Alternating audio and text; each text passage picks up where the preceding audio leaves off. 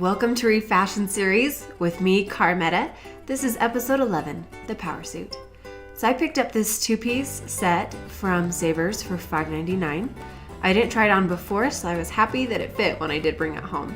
These are what the pieces look like separated, and the dress was pretty cute on its own, so I did very minimal alterations to it. As you can see, I just added the trim, and then I did a lot more tailoring to the blazer to get it to fit and look more modern. So let's get started with the alterations.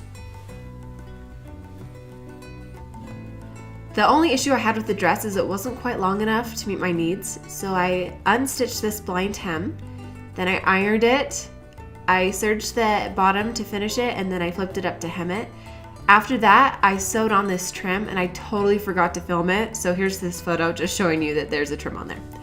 Now, the blazer was a little bit more time intensive. I took off these lapels, then I removed the fantastic shoulder pads, and I flipped in the lapels.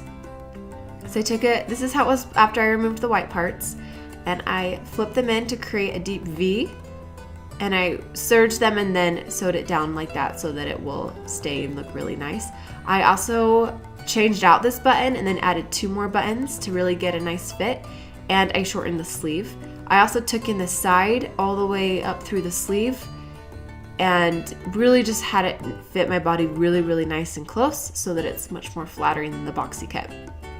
This is me removing the extra length on the sleeve, and what I like to do to make it the same on both sides is take the piece that I cut from one and put it on top of the other like I'm doing here, and then when I cut it, they're exactly the same length without me having to stress over it too much. You can also see that there's a blue chalk line of where I wanted to shorten it.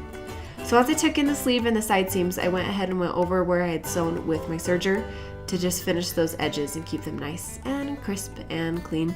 And then I gently pulled off towards the bottom so I didn't ruin the hem. This is me using my buttonhole foot to sew on those 2 additional buttonholes. And I've mentioned this foot before in my other videos. You guys, this is the best thing ever for sewing buttons. And then I went ahead and I hand stitched these buttons on. You can get them at Joann. They also have similar ones from Walmart.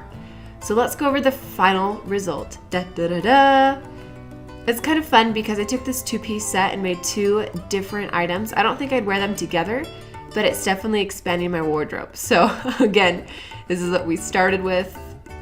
Totally outdated, not bad looking, but just not, up to date 2-piece set.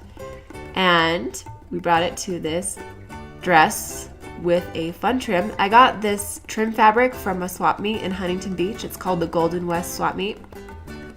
And then this blazer. I think the 3 buttons really help it fit better and make it look more polished. And obviously the tailoring gives it a much more feminine, less boxy fit, especially removing those shoulder pads. Again, here's our results. Thanks so much for checking in. Please subscribe and follow along.